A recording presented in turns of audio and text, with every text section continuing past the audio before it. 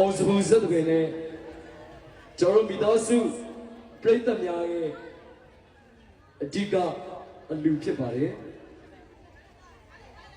ကျွန်တော်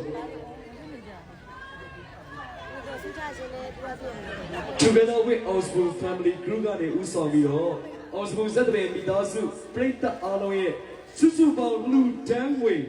300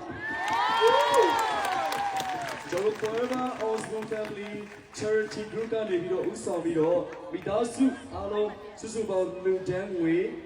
ကကျွန်တော်49သိန်းပြီးတော့မြင့်မို့ခင်ရန်ကုန်က30လူတန်းပါတယ်ကျွန်တော်အားလုံးကျွန်တော်အလူငွေ300ရရှိထားပြီးသားဖြစ်ပါတယ်ကျွန်တော်မတီရာရဲ့ဒီအလူငွေတွေရဲ့ပြီးတော့ကျွန်တော်နဲ့အလုပ်လုပ်နေတဲ့ business partnership တွေနဲ့ပေါင်းပြီးတော့ကျွန်တော်ရေပေးတင်နေကြတယ်မိသားစုဒေစီကိုကျွန်တော်ကိုယ်တိုင်အရောက်မသွားနိုင်ခဲ့ရင်တော့ကျွန်တော်ဒီကတာဝန်ရှိတဲ့လူကြီးတွေနဲ့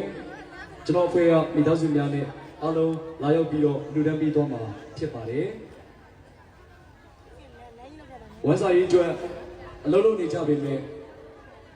ပျော်နေလို့တော့မထင်လိုက်ပါနဲ့စိတ်မကောင်းခြင်းများစွာရှိပါတယ်အလုံး